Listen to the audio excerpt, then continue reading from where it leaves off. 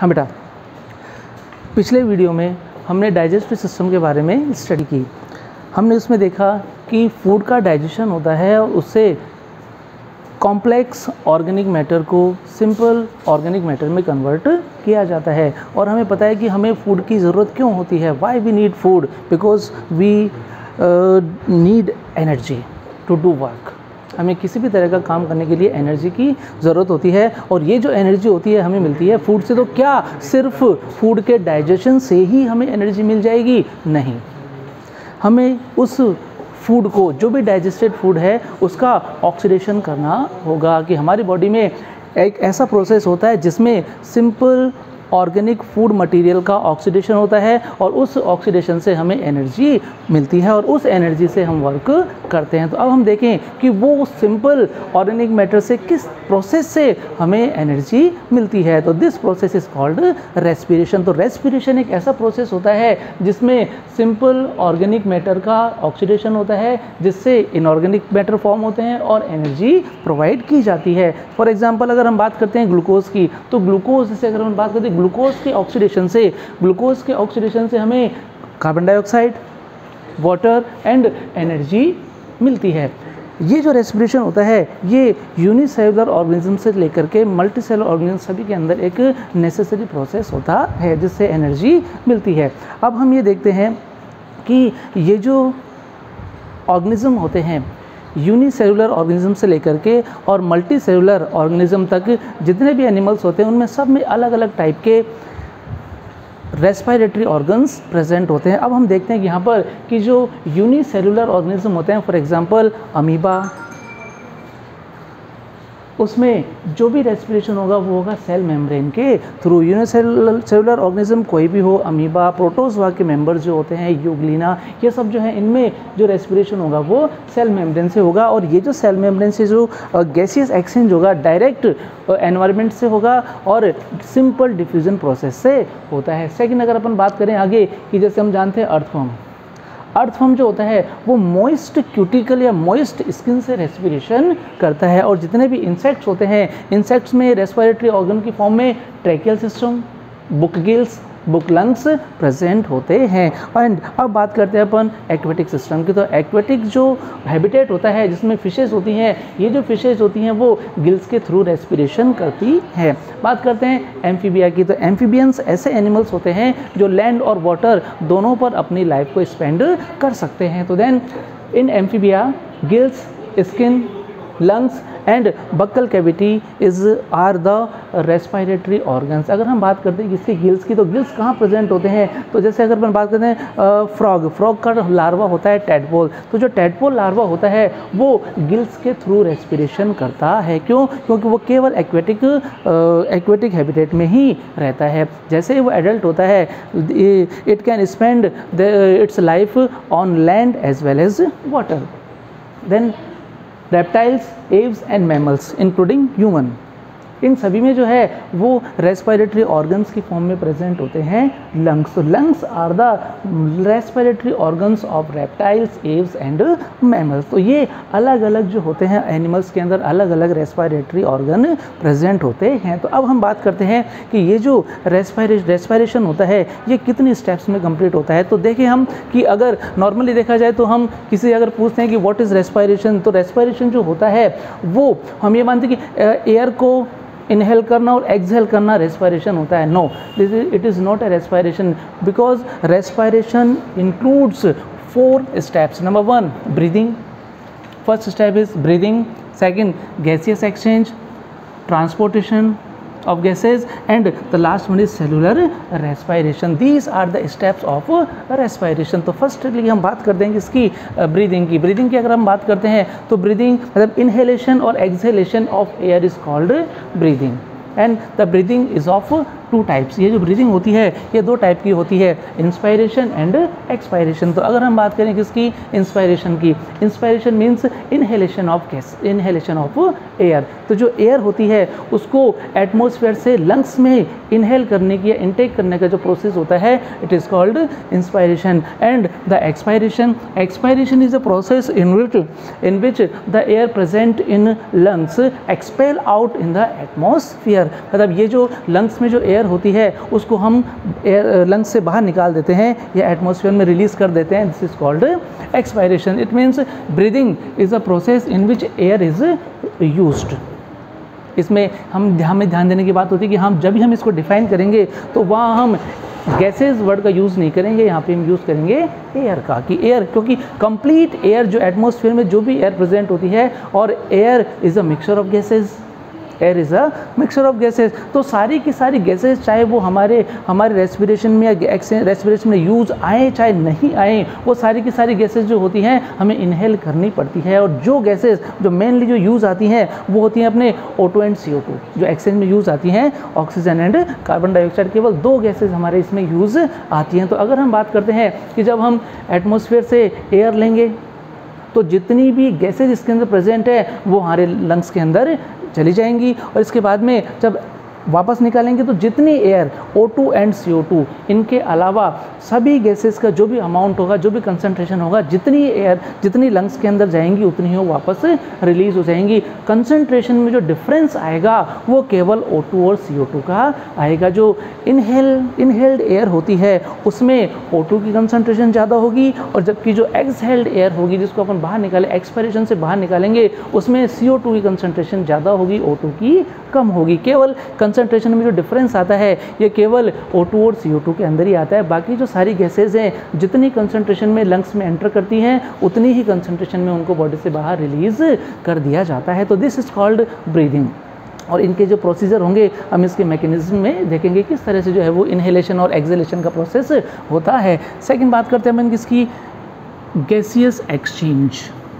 जैसा कि हमने देखा कि ये जो एयर अंदर गई है और बाहर निकली है उनमें O2 और CO2 की कंसंट्रेशन में डिफरेंस हुआ है। इसका मतलब है कि O2 का अमाउंट कम हुआ है, CO2 का अमाउंट बढ़ा है। तो बॉडी में कहीं ऐसा कोई ना कोई ऐसा पार्ट है जहाँ पर इन दोनों गैसों का एक्सचेंज हुआ है, जहाँ पर O2 ली गई है और CO2 को रिलीज किया गया है। तो this process is called gaseous exchange. अब ये जो गैसियस एक्सचेंज होता है ये अब हमारी बॉडी की 2 साइड्स के ऊपर होता है। जब जैसे कि हम आगे डिटेल में देखेंगे कि एक होता है एल्वियोलाई।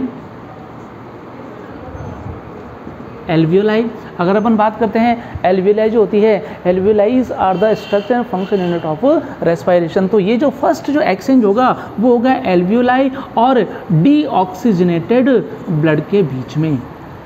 एल्वियोलाई और डीऑक्सीजनेटेड ब्लड के बीच में ये एक्सचेंज होगा। इसमें से एल्वियोलाई से ऑक्सीजन डीऑक्सीजनेटेड ब्लड में रिलीज होगी, यहाँ से ये ट्रांसपोर्ट होकर के टिश्यूज़ तक जाएंगी, और टिश्यू में हम देखते हैं कि टिश्यू में CO2 की कंसंट्रेशन ज़्यादा होती है, CO2 कंसंट्रेशन ज़्यादा होती है, और ऑक्सीजनेटेड ब्लड में O2 की कंसंट्रेशन ज़्यादा होती है। तो यहाँ पर दोनों में गैसियस एक्सचेंज हो जाएगा कि जो O2 है वो ऑक्सीजनेटेड ब्लड से टिश्यू में डिफ्यूज़ हो जाएगी, एंड CO2 टिश्यू से ऑक्सीजनेटेड ब्लड में डिफ्यूज़ हो जाएगी, और उस ऑक्सीजनेटेड ब्लड को वो डीऑक्सीजनेटेड कर देगी। तो यहाँ पर केवल 2 साइट होती है। नंबर 1 एक तो एल्वियोलाई और डीऑक्सीजनेटेड ब्लड, इनके बीच में एक्सचेंज होता है, और दूसरा एक्सचेंज होता है ऑक्सीजनेटेड ब्लड और टिश्यू के बीच में, जिसकी स्टडी अपन मैकेनिज्म के अंदर देखेंगे। नेक्स्ट स्टेप होता है ट्रांसपोर्टेशन ऑफ गैसेज की। गैसेज जो होती हैं उनका ट्रांसपोर्टेशन कैसे होता है, इट मीन्स कि किस तरह से ऑक्सीजन एल्वियोलाई से लेकर के और टिश्यू तक पहुंचती है, और किस तरह से CO2 टिश्यू से लेकर के एल्वियोलाई तक या लंग्स तक पहुंचती है। This process is called transportation of gases. And the second and the last one is cellular respiration. This is cellular respiration, and this cellular respiration occurs inside the cell. Cell के अंदर होता है। जैसे O2 cell के अंदर जाएगी तो वहाँ पर ऑक्सीडेशन का प्रोसेस शुरू हो जाएगा और फूड का ऑक्सीडेशन होगा, जिसके फॉर्म बाद में क्या बनेगा, O2 का यूज़ होगा और CO2 का फॉर्मेशन होगा। जैसे कि इसमें बताया गया है यहाँ पर, जैसे अगर ग्लूकोज का एग्जांपल लेते हैं कि ये सेल के अंदर ग्लूकोज है, ग्लूकोज यहाँ पे जो है वो O2 चली गई, यहाँ पे इसका ऑक्सीडेशन किया, ऑक्सीडेशन करने पर यहाँ पर हमने देखा कि यहाँ पे O2 का यूज़ हो रहा है, और इसके बदले में ऑक्सीडेशन के बाद में CO2 रिलीज़ हो रही है और ATP का फॉर्मेशन हो रहा है। और ये जो ATP होती है ये हमारे किसी भी काम को करने के लिए एनर्जी करेंसी के रूप में यूज़ आती है। तो यहाँ से हम यहाँ एक चीज़ देख रहे हैं कि यहाँ पर O2 का यूज़ हो रहा है और CO2 रिलीज हो रही है। तो बॉडी में जाने, सेल में जाने के बाद में ये O2 का यूज़ होकर के CO2, इस तरह से यहाँ पर ये जो टिश्यू साइट है, टिश्यू साइट पे CO2 का कंसंट्रेशन ज़्यादा हो जाता है। तो ये जो स्टेप्स होती हैं, ये सारे स्टेप जो है हम एक एक करके डिटेल में स्टडी करेंगे। लेकिन अब हम देखते हैं, ये तो कि नॉर्मल रेस्पिरेशन का प्रोसेस के बारे में बात कर रहे हैं। अब हम बात करेंगे ह्यूमन रेस्पिरेटरी सिस्टम की। तो ह्यूमन में किस तरह से रेस्पिरेशन का प्रोसेस होता है, तो उसके लिए सबसे पहले हमें देखना पड़ेगा ह्यूमन रेस्पिरेटरी सिस्टम की स्ट्रक्चर, कि ह्यूमन के रेस्पिरेटरी सिस्टम का क्या स्ट्रक्चर होता है। तो अब हम देखते हैं ह्यूमन रेस्पिरेटरी सिस्टम।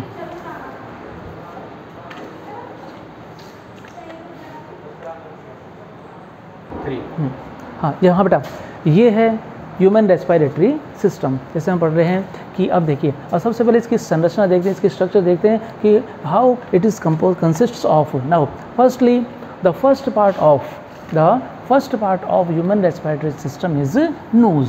सबसे पहले बात करते हैं नोज़ की। जो नोज़ होता है ये सबसे फर्स्ट ह्यूमन रेस्पिरेटरी पार्ट होता है। तो अगर हम यहाँ देखते हैं तो ये जो नोज़ है उसमें 1 pair external layers and 1 pair internal layers present होते हैं। जो आगे जो 2 पोर्स होते हैं they are called external layers, and इसी तरह से पीछे की तरफ जो फेरिंग्स होती है, फेरिंग्स में 2 इंटरनल लेयर्स खुलते हैं, ठीक है। And the cavity between external and internal layer is called nasal cavity. ये जो एक्सटर्नल लेयर और इंटरनल लेयर के बीच में कैविटी होती है, this cavity is called nasal cavity. और ये जो नेजल कैविटी होती है, this nasal cavity is divided into 2 nasal chambers. 2 nasal chambers, ये 2 नेजल चैम्बर्स में डिवाइड होती है बाय अ कार्टिलेजिनस नेजल सेप्टम। इसका मतलब कि जो एक्सटर्नल लेयर और इंटरनल लेयर के बीच में जो कैविटी होती है, इस कैविटी को एक cartilaginous nasal septum 2 nasal chambers के अंदर डिवाइड करता है। तो अगर हम बात करें तो पीछे की तरफ ये जो नोज़ होता है, नोज़ की जो पीछे वाला जो पार्ट होता है, इसमें नेजल बोन प्रेजेंट होती है। और इस नेजल बोन के ऊपर, इस नेजल बोन के ऊपर 2 तरह की मेम्ब्रेन होती है। नंबर 1 एक होती है म्यूकस मेम्ब्रेन और दूसरी होती है ऑल्फैक्टरी मेम्ब्रेन। नेजल बोन के ऊपर 2 मेम्ब्रेन प्रेजेंट होती हैं, म्यूकस मेम्ब्रेन और ऑल्फैक्टरी मेम्ब्रेन। तो अगर हम बात करते हैं कि ये जो म्यूकस मेम्ब्रेन होती है ये क्या सीक्रेट करती है, इट सीक्रेट म्यूकस। जो म्यूकस मेम्ब्रेन होती है ये म्यूकस सीक्रेट करती है, और इस म्यूकस का फंक्शन होता है कि जो एयर के साथ एंटर करने वाले माइक्रो ऑर्गेनिज्म और डस्ट पार्टिकल को ये रेस्पिरेटरी सिस्टम में एंटर करने से प्रिवेंट करती है। कि जो भी हम एयर इनहेल करते हैं उसमें डस्ट पार्टिकल्स भी होते हैं, माइक्रो ऑर्गेनिजम्स भी होते हैं। तो ये जो माइक्रो ऑर्गेनिजम्स होते हैं, इनको ये जो म्यूकस होता है वो अपने अंदर ट्रैप कर लेता है, जिसकी वजह से वो इस ट्रेकिया के अंदर एंटर नहीं कर पाता। तो ये जो है, और दूसरी जो मेम्ब्रेन होती है ऑल्फैक्टरी मेम्ब्रेन। ऑल्फैक्टरी मेम्ब्रेन जो होती है ये हमें स्मेल का सेंसेशन करवाती है कि कौन सी स्मेल आ रही है, किस प्रकार से स्मेल है, ये बैड स्मेल है या गुड स्मेल है, इसके बारे में हमें जो नॉलेज देती है वो होती है ऑल्फैक्टरी मेम्ब्रेन। तो फर्स्ट पार्ट हो गया इसका, कौन सा, नोज़ की बात करते हैं। नोज़ के बाद में अगर अपन बात करें तो नोज़ के बाद में आता है फेरिंग्स। नोज़ के बाद में सेकंड नंबर पे आती है फेरिंग्स। जैसे कि हमने पहले भी देखा है कि ये जो फेरिंग्स होती है ये डाइजेस्टिव सिस्टम और रेस्पिरेटरी सिस्टम दोनों का कॉमन पाथ होता है। मतलब यहाँ से एयर भी एंटर करती है और यहाँ से फूड भी एंटर करता है। तो अगर हम देखें ये जो फेरिंग्स होती है इसका जो पोस्टीरियर पार्ट होता है, ये जो पार्ट होता है, ये हमने एक पार्ट पढ़ा था पैलेट, एक पार्ट होता है पैलेट। जो पैलेट होता है इस फेरिंग्स को 2 पार्ट में डिवाइड करता है। Upper part is called nasopharynx, nasopharynx, and the lower part is called oropharynx. Nasopharynx and oropharynx, मतलब ये, इसका मतलब कि ये जो फेरिंग्स होती है ये 2 पार्ट में डिवाइड होती है। The upper part is nasopharynx जहाँ से एयर एंटर करती है, और दूसरा पार्ट जो लोअर पार्ट होता है ये होता है ओरोफेरिंग्स जहाँ से फूड एंटर करता है। और यहाँ पे जो है ये देखने की सबसे इम्पोर्टेंट चीज़ ये है कि जो फेरिंग्स होता है it is a common pathway for respiration and digestion. It means यहाँ से फूड भी एंटर करेगा और एयर भी एंटर करेगी। अगर हम बात करते हैं यहाँ पर कि ये जो फेरिंग्स होती है, इस फेरिंग्स के पोस्टीरियर पार्ट पर दो पोर्स प्रेजेंट होते हैं और इन पोर्स में जो एंटीरियर पोर होता है it is called glottis and इसके जो पीछे जो होता है it is gullet. Glottis is a pore of trachea, जैसे यहाँ पे दिख रहा है, ये जो ट्रैकिया है इसका जो पोर होता है वो होता है ग्लॉटिस, और जो ईसोफेगस का जो पोर होता है वो होता है गलट। और इन दोनों के बीच में एक कार्टिलेजिनस फ्लैप प्रेजेंट होता है, और ये जो कार्टिलेजिनस फ्लैप होता है it is called epiglottis.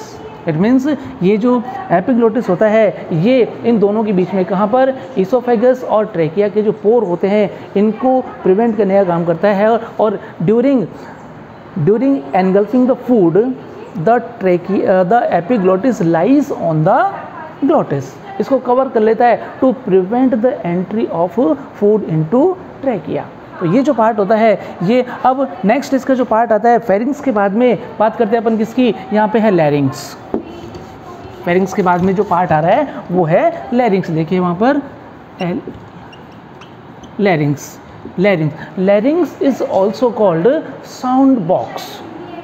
It is also called sound box इसलिए क्योंकि ये जो भी हम साउंड प्रोड्यूस होती है ये इस लैरिंग्स के अंदर ही होती है, और ये जो लैरिंग्स होता है it is sound producing organ. अगर हम बात करते हैं कि ये जो लैरिंग्स होता है it is composed of 9 cartilages.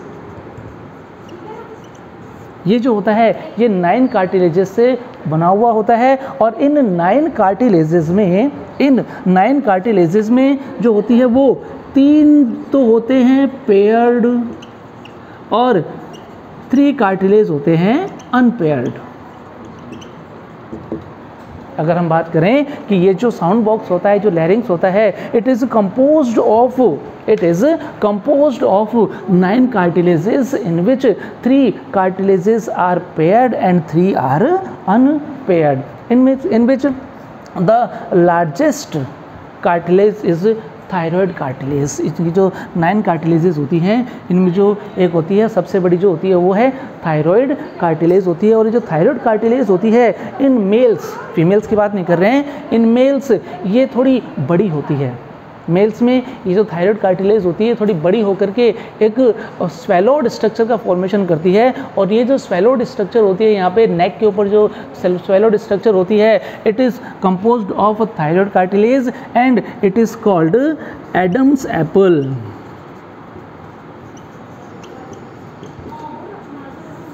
ये जो स्ट्रक्चर होती है जो यहाँ पे अपने गर्दन के बाहर निकली हुई दिखाई देती है ये थायराइड कार्टिलेज होता है। इस लैरिंग्स का थायराइड कार्टिलेज होता है, और ये केवल मेल के अंदर प्रेजेंट होता है। ये सेकेंड सेक्सुअल कैरेक्टर की फॉर्म में भी काम करता है। फीमेल्स में ये बहुत छोटी होती है। फीमेल्स में जो थायराइड कार्टिलेज होती है छोटी होती है, इसलिए इसमें एडम्स एप्पल मोस्टली एब्सेंट होता है। तो ये जो है सबसे पहले हमने बात करी नोज़ की, सेकेंड पार्ट आ गया फेरिंग्स, थर्ड आ गया अपना लैरिंग्स। अब लैरिंग्स के बाद में हम बात करते हैं ट्रैकिया की।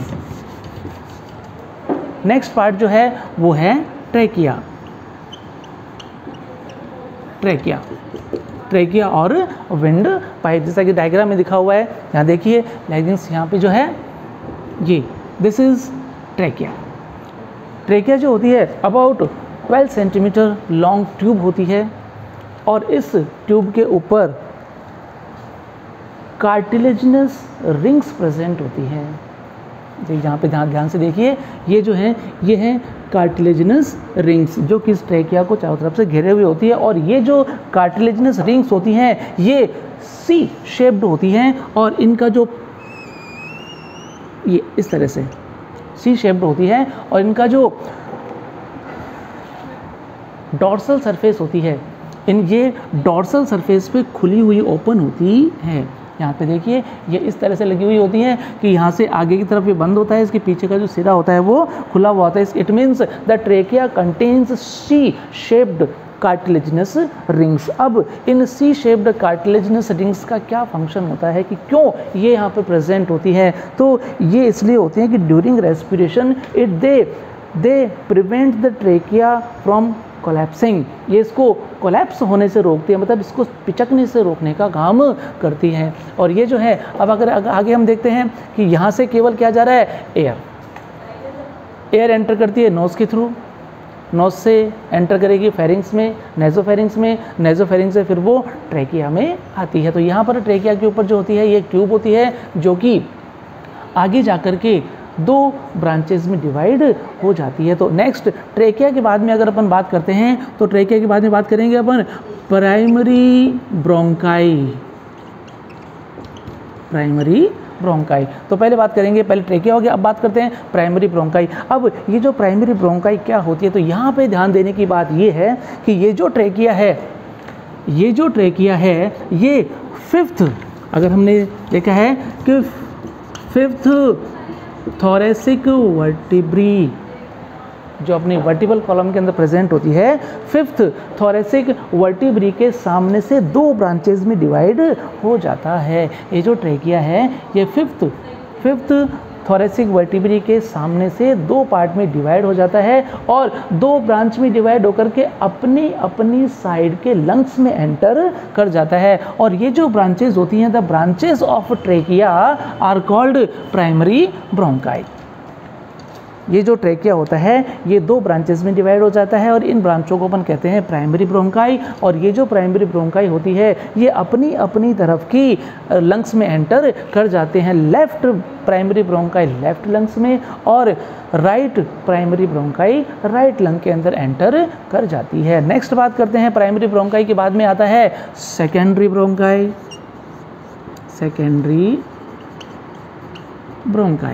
नेक्स्ट पार्ट आता है सेकेंडरी ब्रोंकाई। अब जैसे यहाँ पे हमने देख रखा है, यहाँ पे ये ट्रेकिया डिवाइड होकर के प्राइमरी ब्रोंकाई में कन्वर्ट हो गई। ये प्राइमरी ब्रोंकाई लंग्स में एंटर कर गई और लंग्स में एंटर करने के बाद में ये जो प्राइमरी ब्रोंकाई है ये फिर से ब्रांच्ड हो जाती है, ये फिर से डिवाइड होकर के ब्रांच्ड हो गई। और ये जो प्राइमरी ब्रोंकाई की जो ब्रांचेस होती हैं they are called secondary bronchi.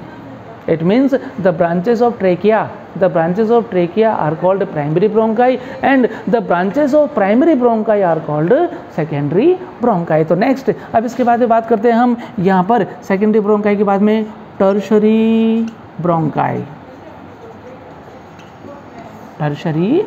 Bronchi.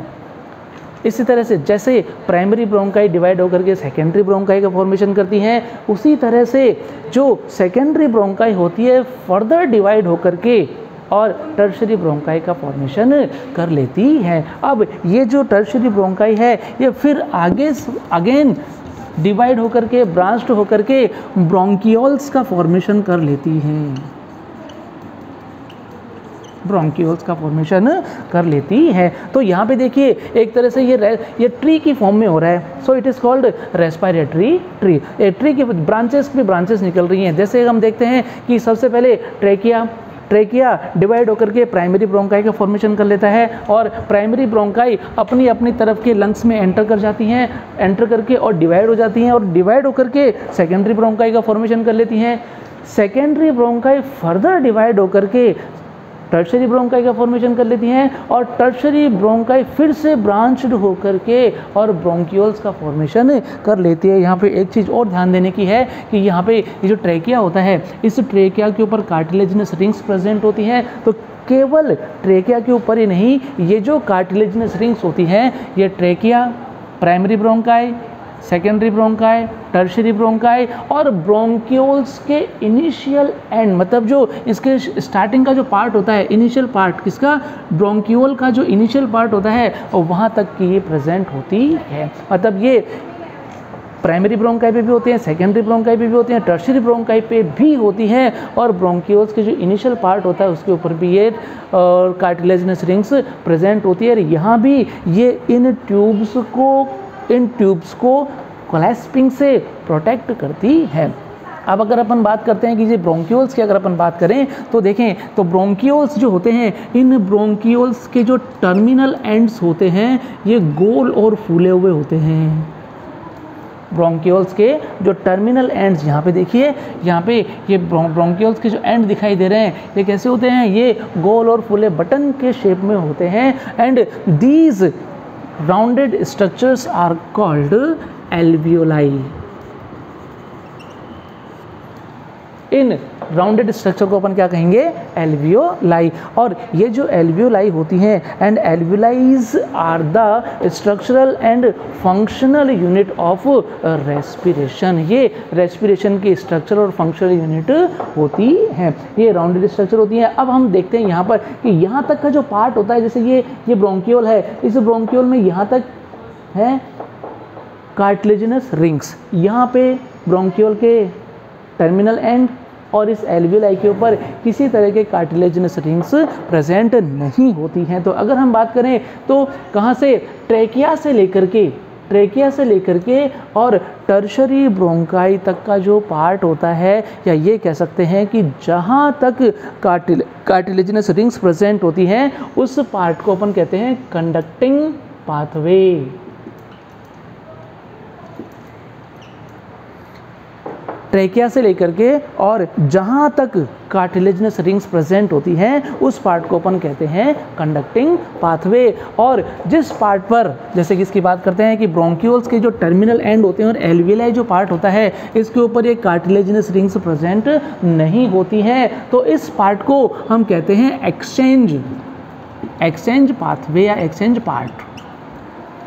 ये इसका एक्सचेंज पार्ट होता है क्योंकि यहाँ पर गैसियस एक्सचेंज का प्रोसीजर होता है। तो एल्वियोलाई की जो सरफेस होती है यहाँ से गैसियस एक्सचेंज का प्रोसेस होता है, जो कि हमारे रेस्पिरेशन के मेथड का सेकंड स्टेप होता है। तो सबसे पहले बात करें हम यहाँ पर, देखो यहाँ पे ये जो एल्वियोलाई है, अब ये जो इसका पार्ट हो गया लास्ट एल्वियोलाई, तो यहाँ पर हमने देखा कि जो रेस्पिरेटरी सिस्टम होता है वो नोज से स्टार्ट होता है। नोज में फिर एक्सटर्नल नेयर्स और इंटरनल नेयर्स की अगर हमने बात कर ली, बीच में इसके होती है nasal cavity, and this nasal cavity is divided into 2 nasal chamber by a nasal septum, and this nasal septum is also composed of cartilage. ये जो कार्टिलेज से बना हुआ होता है जो इस नेजल कैविटी को 2 पार्ट के अंदर डिवाइड कर देता है। तो नेक्स्ट अगर हम इसकी बात करते हैं, फिर हमने बात करना है लैरिंग्स की। लैरिंग्स जो होता है it is a sound producing organ.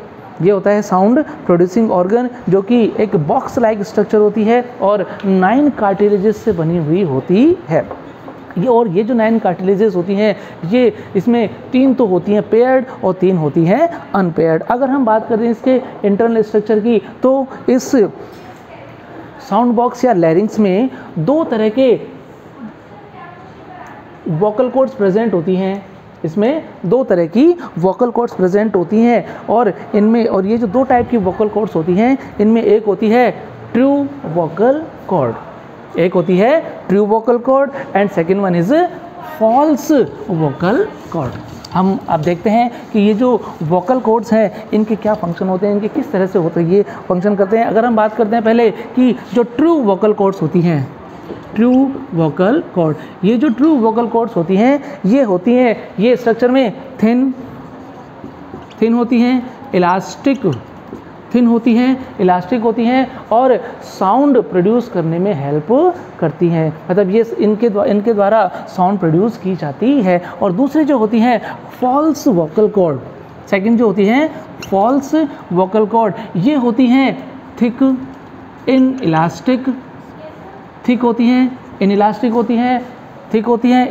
होती हैं और ये साउंड प्रोडक्शन में हेल्प नहीं करती है, इनसे साउंड प्रोडक्शन नहीं होता है। तो अगर हम बात करें कि यहाँ पर ये जो वोकल कॉर्ड्स होती हैं ये हमें साउंड प्रोड्यूसिंग में हेल्प करती हैं और ये जो वोकल कॉर्ड्स होती हैं ये हमारे इस लैरिंग्स के अंदर प्रेजेंट होती है। तो नेक्स्ट इसके बाद बात करते हैं अपन किसकी, ट्रेकिया की बात करी। जो ट्रेकिया होता है ये अबाउट 12 सेंटीमीटर लॉन्ग ट्यूब होती है, इसके ऊपर कार्टिलेजिनस रिंग्स प्रेजेंट होती हैं, और ये जो कार्टिलेजिनस रिंग्स होती हैं, ये ध्यान देने की बात है, ये जो डॉर्सल सरफेस होती है, ये जो डॉर्सल सरफेस होती है इसकी तरफ से ये खुली हुई होती है क्योंकि शी शेप्ड होती है, और इनका खुला हुआ सिरा जो होता है वो पीछे की तरफ, या फिर ये कह सकते हैं कि अपनी डॉर्सल सरफेस की तरफ होती है। एक चीज़ हम इसमें हमेशा ध्यान रखने की चीज़ होती है कि हमारा जो सिर होता है, ये वाला जो पार्ट होता है, इधर का जो सिर वाला जो पार्ट होता है ये एंटीरियर पार्ट होता है, लेग्स वाला जो पार्ट होता है ये पोस्टीरियर पार्ट होता है, ये जो अपनी बैकबोन होती है ये वाला जो पार्ट होता है वो डॉर्सल पार्ट होता है, और ये जो अपने चेस्ट वाला जो पार्ट होता है इसे हम वेंट्रल पार्ट कहते हैं। मतलब this is dorsal, ventral, anterior and legs are posterior part, और लेटरल साइड जो होती है वो जो रिब्स प्रेजेंट होती हैं वो लेटरल साइड में प्रेजेंट होती हैं। तो अगर हम बात करें यहाँ पर कि जो ट्रेकिया जो के ऊपर जो कार्टिलेजिनस रिंग्स होती हैं वो डॉर्सल सरफेस की तरफ खुली हुई होती है। नेक्स्ट, ये जो ट्रेकिया के बाद में आता है प्राइमरी ब्रोंकाई। जो प्राइमरी ब्रोंकाई होती है वो क्या होती हैं, ये जो ट्रेकिया होता है ये अपनी जो वर्टिबल कॉलम में 5th थोरेसिक वर्टिब्री होती है उसके सामने से डिवाइड होकर के दो ब्रांचेस में डिवाइड हो जाती हैं और अपनी अपनी तरफ के लंग्स में एंटर कर जाती हैं। तो यहाँ पे एंटर करने के बाद में जैसे ही एंटर करती हैं, एंटर करने के बाद में फिर से ब्रांच हो जाती हैं और ब्रांच होकर के सेकेंडरी ब्रोंकाई का फॉर्मेशन कर लेती हैं, और ये सेकेंडरी ब्रोंकाई फिर से ब्रांच होकर के टर्शियरी ब्रोंकाई में कन्वर्ट हो जाती हैं, and the tertiary bronchi again divided into bronchioles, and the terminal end of bronchioles are rounded and button shaped and are called alveoli। तो ये हमने बात कर ली। अब इसमें एक तो कंडक्टिंग पाथवे होता है और एक एक्सचेंज पाथ होता है। तो कंडक्टिंग पाथवे वो होता है जहाँ पे कार्टिलेजिनस रिंग्स प्रेजेंट होती हैं, उसमें गैसेस एक्सचेंज नहीं होता है, ठीक है। और जो ब्रोंकियोल्स का टर्मिनल एंड और एल्वियोलाई जो होती है वो वहाँ पर गैसेस एक्सचेंज होता है। So it is a exchange part of respiratory system. अगर अपन बात करते हैं तो वो करते हैं अब आगे लंग्स। अब हम बात करते हैं लंग्स की। नेक्स्ट है लंग्स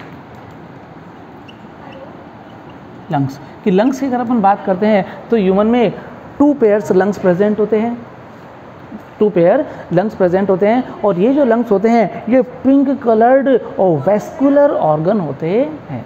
वेस्कुलर इसका मतलब इनमें कॉन्ट्रैक्शन और रिलैक्सेशन की कैपेसिटी प्रेजेंट होती है, बिल्कुल वेस्कुलर होते हैं, मतलब फैलते सिकुड़ने के इनके प्रॉपर्टीज़ के अंदर प्रेजेंट होती है। तो अगर हम लंग्स की बात करें तो हम से ध्यान से देखते हैं, तो अब इसकी सेक्शन कटिंग करके देखते हैं तो इसमें देखते हैं कि जो लंग्स की जो वॉल होती है वो 2 डबल लेयर्ड होती है, और इनको कंप्लीटली हम क्या कहते हैं, pleura. The wall of lungs is called pleura, and the pleura is divided into 2 layers. ये 2 लेयर के अंदर डिवाइड होती है। The outer layer is called parietal pleura and the inner layer is called visceral pleura. जैसे diagram में दिखाया हुआ है कि यहाँ पे देखिए डायग्राम के अंदर, यहाँ पे ये जो लंग्स की वॉल होती है इसको कंबाइंडली हम कहते हैं pleura. The wall of lungs is called pleura. और ये देखिए यहाँ पर ये 2 पार्ट में डिवाइड है। एक जो आउटर पार्ट होता है, ये जो आउटर पार्ट है it is called parietal pleura, और जो इनर पार्ट होता है उसको अपन कहते हैं विसरल प्लूरा। ये 2 लेयर से बना हुआ होता है। Outer layer is called parietal pleura and the inner layer is called visceral pleura. तो अगर हम बात करें तो और इन दोनों लेयर्स के बीच में, मतलब पैराइटल प्लूरा और विसरल प्लूरा के बीच में एक फ्लूइड भरा हुआ होता है, और उस फ्लूइड को हम कहते हैं प्लूरल फ्लूइड। ये जो फ्लूइड भरा हुआ होता है इसको हम कहते हैं प्लूरल फ्लूइड। और ये जो प्लूरल फ्लूइड होता है इसका क्या फंक्शन होता है, इसका फंक्शन होता है कि जब लंग्स में कॉन्ट्रैक्शन और रिलैक्सेशन होता है तो ये जो दोनों लेयर्स होती है उनको फ्रिक्शन से प्रोटेक्ट करने का काम करता है। मतलब ये इन लंग्स को फ्रिक्शन से बचाने का काम करता है प्लूरल फ्लूइड, जो कि प्रेजेंट होता है पैराइटल प्लूरा और विसरल प्लूरा के बीच में। और इनकी जो कैविटी होती है, मतलब विसरल प्लूरा और पैराइटल प्लूरा के बीच में जो स्पेस होता है उस स्पेस को अपन कहते हैं pleural cavity, in which pleural fluid is filled, ये इसके अंदर भरा हुआ होता है। तो ये जो स्ट्रक्चर होती है ये हमारे ह्यूमन रेस्पिरेटरी सिस्टम की स्ट्रक्चर होती है। यहाँ पे मैं एक चीज़ और बताना चाहूँगा कि जो ह्यूमन का साउंड प्रोड्यूसिंग ऑर्गन होता है वो कहलाता है लैरिंग्स, और जो बर्ड्स होते हैं उनमें जो साउंड प्रोड्यूसिंग ऑर्गन होता है उसे हम कहते हैं सैरिंग्स। बर्ड्स का साउंड प्रोड्यूसिंग ऑर्गन सैरिंग्स होता है, जबकि ह्यूमन का साउंड प्रोड्यूसिंग ऑर्गन जो होता है वो लैरिंग्स होता है। तो ये जो है स्ट्रक्चर होती है किसकी, ह्यूमन रेस्पिरेटरी सिस्टम की। अब हम एक चीज़ और देखते हैं यहाँ पर कि ये जो ह्यूमन रेस्पिरेटरी सिस्टम जो होता है, ये जो ह्यूमन रेस्पिरेटरी सिस्टम होता है ये कौन सी कैविटी में प्रेजेंट होता है। तो हम देखते हैं कि सबसे बड़ी ये जो स्ट्रक्चर दिखाई दे रही है यहाँ पर होता है, ये है डायफ्राम।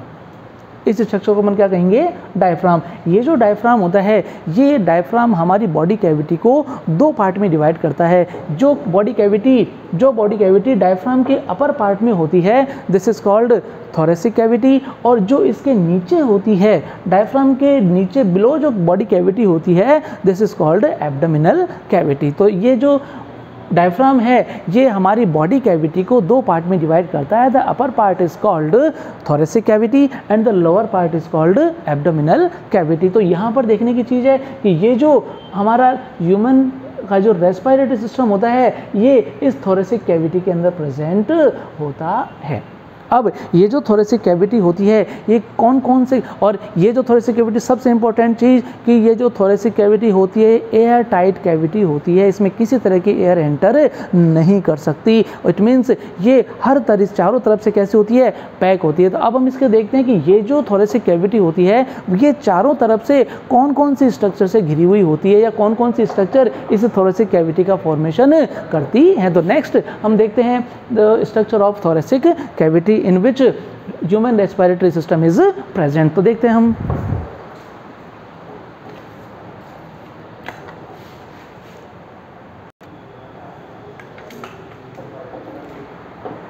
हाँ बेटा, अब हम देखते हैं हम बात कर रहे हैं थोरेसिक कैविटी की कि थोरेसिक कैविटी क्या होती है। थोरेसिक कैविटी एक एयर टाइट कैविटी होती है जिसका फॉर्मेशन जो होता है अलग अलग साइड से अलग अलग उसका होता है, जैसे अलग अलग स्ट्रक्चर प्रेजेंट होती है। जैसे हम बात करते हैं कि ये जो थोरेसिक कैविटी होती है इसके एंटीरियर पार्ट में क्लेविकल बोन्स होती है जिसे हम नॉर्मली कॉलर बोन कहते हैं। ये जो कॉलर बोन होती है यहाँ पे ये जो है इसका एंटीरियर पार्ट होता है, थोरेसिक कैविटी का एंटीरियर पार्ट होता है, इसके ऊपर ये क्लेविकल से फॉर्मेशन होता है इसका। और जो पोस्टीरियर पार्ट होता है, पोस्टीरियर का मतलब ये वाला जहाँ पे ये एंटीरियर पार्ट है ये पोस्टीरियर पार्ट है, तो इसके जो पोस्टीरियर पार्ट पे होता है वो डायफ्राम से कवर्ड होता है।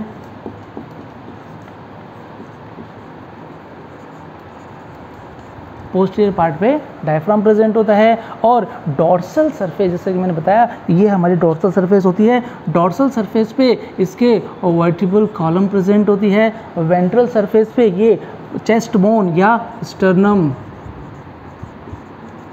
प्रेजेंट होती है, और लेटरल साइड में होती हैं रिब्स। तो इस ये जो थोरेसिक कैविटी होती है इसका फॉर्मेशन एंटीरियरली क्लेविकल से, पोस्टीरियरली डायफ्राम से, डॉर्सली वर्टिब्रल कॉलम से, वेंट्रली स्टर्नम से एंड लेटरली रिब्स से कॉन्स्टिट्यूट होता है। मतलब इसका जो फॉर्मेशन होगा उसमें clavicle, diaphragm, vertebral column, sternum और रिब्स प्रेजेंट होते हैं जो कि इसको चारों तरफ से घेरे हुए रहते हैं। तो अगर हम इसमें बात करें कि अब यहाँ पे बात करते हैं रिब्स की, जो रिब्स जो होती हैं जैसे यहाँ पे दिखाई दे रहा है ये जो रिब्स होती हैं इन रिब्स के बीच में ऐसे बोन्स होती हैं, इन बोन्स के बीच में रिब्स के बीच में जो मसल्स प्रेजेंट होती हैं क्योंकि बीच में गैप होगा और गैप बोन्स के बीच में गैप होगा, उस गैप को फिल करने के लिए यहाँ पे होती हैं मसल्स। और ये जो रिब्स के बीच में जो मसल्स होती हैं they are called intercostal muscles. इन मसल्स को हम कहेंगे इंटरकॉस्टल मसल्स, मतलब कि रिब्स के जो बीच में होता है वो इंटरकॉस्टल मसल्स प्रेजेंट होती हैं। And these intercostal muscles are of two types. ये जो मसल्स जो होती हैं वो भी कैसी होती हैं, दो टाइप की होती हैं। एक होती हैं एक्सटर्नल इंटरकॉस्टल मसल्स और दूसरी होती हैं इंटरनल इंटरकॉस्टल मसल्स। मतलब जो इंटरकॉस्टल मसल्स होती हैं ये दो टाइप की होंगी, एक एक्सटर्नल इंटरकोस्टल मसल्स, दूसरी होंगी इंटरनल इंटरकोस्टल मसल्स। तो अगर हम बात करेंगे इनका फंक्शन क्या होता है, तो ये जो ब्रीदिंग का प्रोसेस होता है, ब्रीदिंग की मैकेनिज्म में ये हेल्प करती हैं कि जब थोरेसिक कैविटी के वॉल्यूम को कम या ज़्यादा करने का काम इनसे ही होता है कि अगर एक तो होता है नॉर्मल रेस्पिरेशन, एक होता है फोर्सिबल रेस्पिरेशन, फोर्सिबल रेस्पिरेशन। तो जब नॉर्मल रेस्पिरेशन होता है उस कंडीशन में एक्सटर्नल इंटरकोस्टल मसल्स यूज़ आती हैं, जबकि जब फोर्सफुली रेस्पिरेशन किया जाता है उसमें दोनों तरह की मसल्स यूज़ में आती हैं और इनके साथ डायफ्राम की मसल्स का यूज़ भी किया जाता है। इस प्रोसेस को हम जो थोड़े ये रेस्पिरेशन की जो मैकेनिज़्म होगी उसके अंदर इसको डिटेल स्टडी करेंगे। तो नेक्स्ट जो हम अपना टॉपिक होगा वो होगा मैकेनिज़्म ऑफ रेस्पिरेशन, जिसमें हम वो सारे जो चारों जो स्टेप्स हैं उनके बारे में स्टडी करेंगे। तो next video we will discuss about mechanism of respiration.